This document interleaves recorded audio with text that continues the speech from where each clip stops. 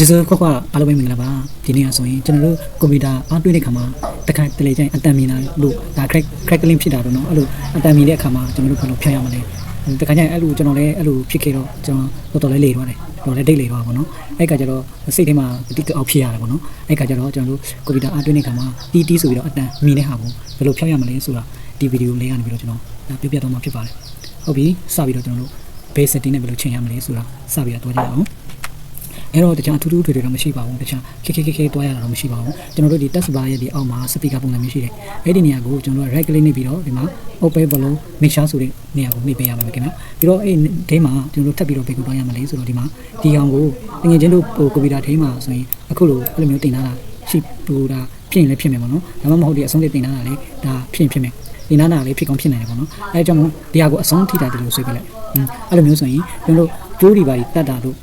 ကျိုးတွေဖြုတ်တာတို့ဟောမဟုတ်အားတွင်းတာတို့အားဖြုတ်တာအားတွင်းဖြုတ်တာတို့ဆိုရင်အဲ့လိုအတန်မမြင်တော့ပါဘူးအခုအဲ့ဒီစပြီးအတန်မြင်တဲ့ပုံစံလေးကိုတစ်ချက်ကြည့်ကြအောင်နော်